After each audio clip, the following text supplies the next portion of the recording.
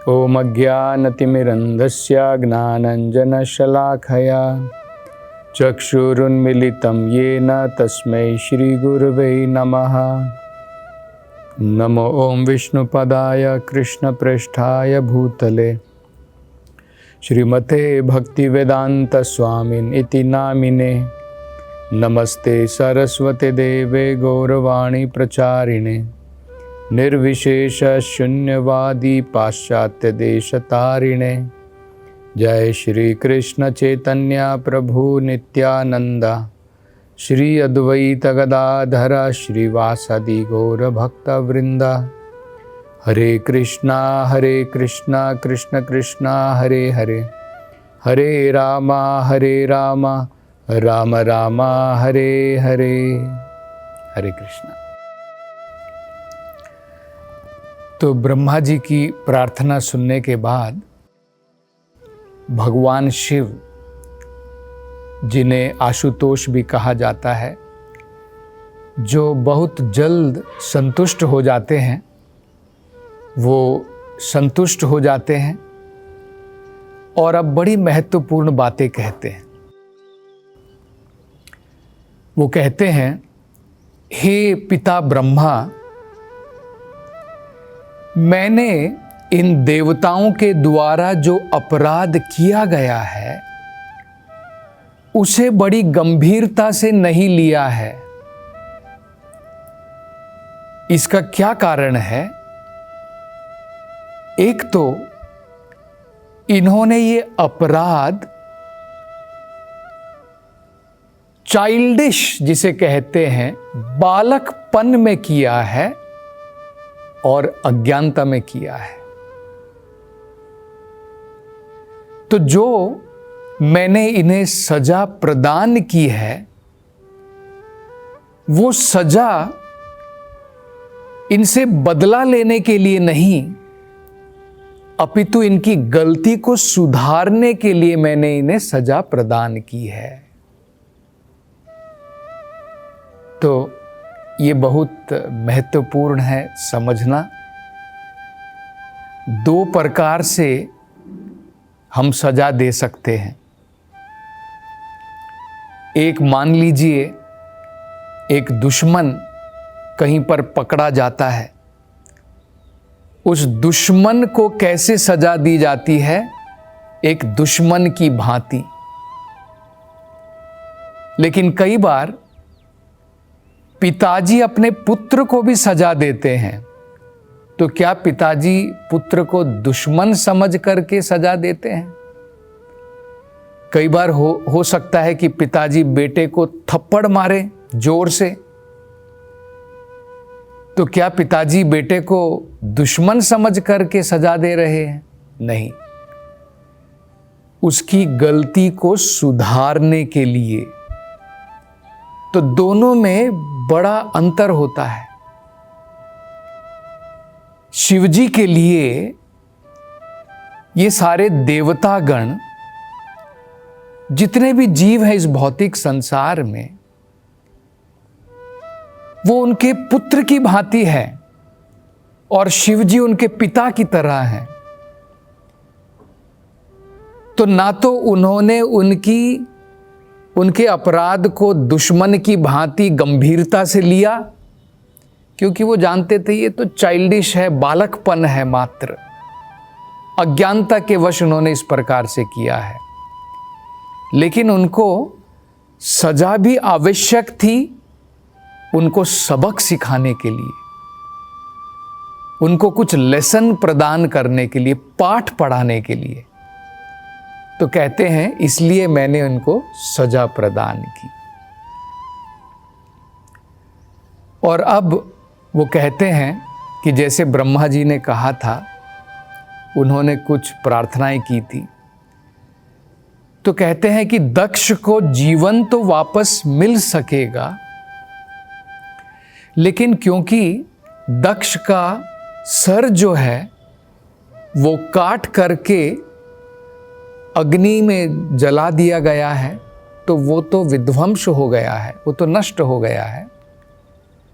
लेकिन जिस पशु की उस यज्ञ के अंदर में आहुति दी जाने वाली थी, उस पशु का सर अब दक्ष को प्राप्त हो जाएगा। और वो पशु कौन सा था? वो पशु थी एक बकरी, गोट। तो मतलब अब आगे दक्ष का शरीर जो है वही रहेगा, लेकिन उसके सर के ऊपर अब उसका पुराना सर नहीं रहेगा, क्योंकि वो तो नष्ट हो गया है। अब दक्ष को नए सर की प्राप्ति होगी, जो एक जानवर का होगा, जो इस यज्ञ में आहुति के लिए लाया गया था। तो ये उन्होंने कहा, और उन्होंने कहा कि भगा अब वो जो है अपनी आंखों से तो नहीं देख पाएगा, क्योंकि उसके नेत्र नष्ट हो गए हैं, लेकिन वो मित्र जो देवता हैं उनकी आंखों से देख पाएगा। और पुषा, जिसने सारी भरी सभा में दक्ष का पक्ष लिया था, हंस करके, हंसी उड़ा करके शिवजी की, तो शिवजी कहते हैं कि उसे दांत तो वापस नहीं मिल पाएंगे, लेकिन अगर वो भोजन खाना चाहता है, जो यज्ञ में चढ़ाया गया जो भोग है, उसके बाद में प्रसाद के रूप में उस प्रसाद को जब वो अर्जित करना चाहता है, तो अपने शिष्यों के द्वारा वो भोग, उस भोजन को खा पाएगा। और अगर वो डायरेक्टली खाना चाहता है, तो क्योंकि उसके दांत नहीं हैं, तो जो काबुली चने के जो उसका आटा होता है, और आटे को जब गूंथा जाता है चपाती बनाने के लिए, तो आटे के रूप में, गूंथा हुआ आटे के रूप में उसे जो है वो केवल निगल पाएगा, लेकिन चबा नहीं पाएगा, खा नहीं पाएगा। तो ये इस प्रकार से कहा। और उन्होंने कहा कि भृगु मुनि, उनके जो शरीर के ऊपर, उनके जो मुख के ऊपर जो बाल थे, मूछ और दाढ़ी के रूप में, वो अब उन्हें वापस मिल पाएंगे उसी जानवर से, जो बकरी थी, जो उस यज्ञ के लिए आहुति के रूप में वहाँ पर थी, और जिसका सर अब दक्ष के शरीर के ऊपर लगाया जाएगा। उस बकरी के बालों के द्वारा उनको जो है दोबारा अपने शरीर पर बाल जो है वापस मिल पाएंगे अपने चेहरे के ऊपर। और उन्होंने कहा कि बाकी जो देवतागण जिन्होंने अपनी गलती का आभास कर लिया है, वो सब जो भी उनको जो घायल हुए हैं, वो दोबारा स्वस्थ हो पाएंगे अपने शरीर में। तो जब शिवजी ने इस प्रकार से कहा, तो जितने भी वहाँ पर सभा में देवतागण थे, और वहाँ पर ब्राह्मण थे, ऋषिगण थे, सब जो हैं संतुष्ट हुए। और उस श्लोक में कहा है कि शिवजी जो मिथु प्रमुख हैं, मतलब मिथु उत्तम है, जो आशीर्वाद देने में सबसे उत्तम है, उनके इस प्रकार शब्द बोलने के पश्चात सारे जो भी वहाँ पर देवतागण, ऋषिगण, ब्राह्मणगण वहाँ पर जो भी प्रस्तुत थे, सब संतुष्ट हुए। अब देखिए, शिवजी के अनेकों नाम हैं। जैसे हमने एक नाम पहले भी सुना है, जिसमें उन्हें आशुतोष कहा जाता है। आशुतोष का मतलब होता है, आशु का मतलब होता है शीघ्र, बिना विलंब के, बिना देरी के। और तोष का मतलब होता है संतोष, संतुष्टि। जो बिना विलंब के जल्दी ही जो संतुष्ट हो जाते हैं, इसलिए उन्हें आशुतोष कहा जाता है। इसलिए हम लोग देखते हैं कि जनरली जो लोग मटेरियल भौतिक चीज़ें चाहते हैं, वो भगवान विष्णु की उपासना नहीं करेंगे, वो शिव जी के पास जाते हैं ताकि उन्हें जल्द से जल्द भौतिक सुख समृद्धि की प्राप्ति हो सके। इसलिए हम लोग देखते हैं कि रावण जैसे दुष्ट असुर भी, क्योंकि वो भौतिक संसार में सुखी से रहना चाहता था, अनेकों प्रकार के भौतिक इंद्रिय वस्तुओं के भोग करना चाहता था, उसने जो है आशुतोष शिव जी की प्रार्थना की और उनको प्रसन्न करके अनेकों प्रकार की शक्तियां जो है प्राप्त की थी। और कई बार बताया जाता है कि शिव जी जो हैं बिना सोचे समझे भी आशीर्वाद दे देते हैं। एक बार एक ऐसा दानव भी आया था जिन्होंने जल्द जो है शिव जी को प्रसन्न कर दिया और आशीर्वाद मांग लिया। वो आशीर्वाद क्या था? उन्होंने कहा, उस दुष्ट राक्षस ने कहा कि मैं, उसका नाम था भस्मासुर, जिसके भी सर के ऊपर मैं हाथ लगाऊं वो भस्म हो जाए। तो शिवजी ने कह दिया तथास्तु, और तथास्तु कहने के बाद में पहला एक्सपेरिमेंट अब वो शिवजी के ऊपर करना चाहता था।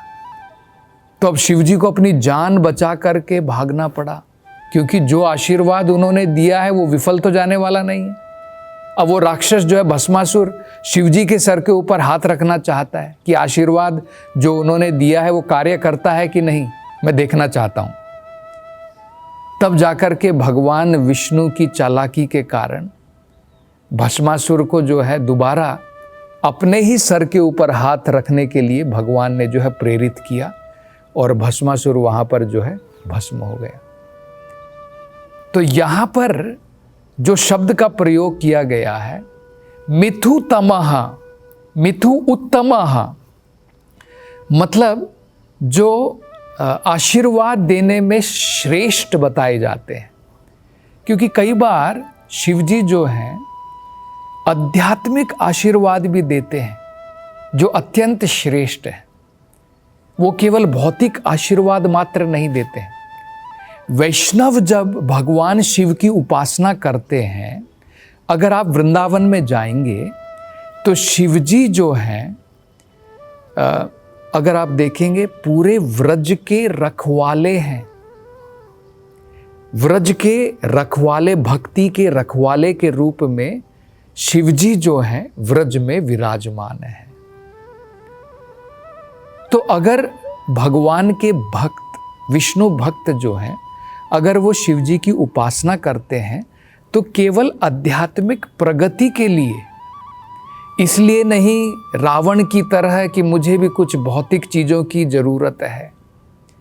अगर उस तरीके से हम देवी देवताओं की उपासना भी करते हैं तो कुछ गलत नहीं है। जैसे गोपियों ने भी माँ कात्यायनी की उपासना की, लेकिन किस लिए? भगवान की भक्ति में बढ़ने के लिए। लेकिन उनको कोई डाउट नहीं था, उनको वो नहीं सोच रही थी कि कात्यायनी और भगवान विष्णु में कोई अंतर नहीं, शिवजी में भगवान विष्णु में कोई अंतर नहीं, तो किसी की भी उपासना कर लूं, ऐसा नहीं है। वो भगवान की भक्ति में आगे बढ़ना चाहती थी, भगवान को अपने पति के रूप में प्राप्त करना चाहती थी। तो ये जो है हमें समझना है। तो एक बड़ा सुंदर उदाहरण दिया जाता है, भगवान शिव किस प्रकार से मिदु उत्तम है, मतलब जो आध्यात्मिक आशीर्वाद भी जो है प्रदान करते हैं, जो जीवों के लिए अत्यंत उत्तम होता है। तो एक बार क्या हुआ, एक गरीब ब्राह्मण जो है उन्होंने भगवान शिव की उपासना की और भगवान शिव प्रसन्न हो गए। तो उन्होंने वरदान मांगा कि मुझे सबसे बहुमूल्य वस्तु चाहिए। तो शिवजी ने कहा कि एक काम करो, अगर तुम्हें सबसे बहुमूल्य वस्तु चाहिए तो तुम वृंदावन में जाओ, और वृंदावन में एक भगवान के महान भक्त हैं जिनका नाम है सनातन गोस्वामी। आपने भी सुना होगा उनका नाम।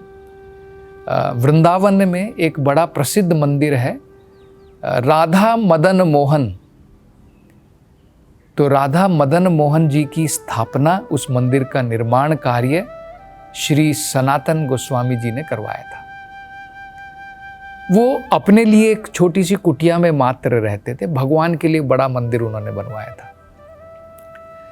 तो ये ब्राह्मण जो है उनके पास में पहुंचे, उन्होंने देखा कि सनातन गोस्वामी जो है उस कुटिया में है, और सनातन गोस्वामी की भी समझ में आ गया कि शिवजी के द्वारा ये जो ब्राह्मण भेजा गया है, इसे कुछ आध्यात्मिक चमत्कार की उपेक्षा नहीं है, इसे भौतिक जो मूल्यवान चीज़ है वो चाहिए।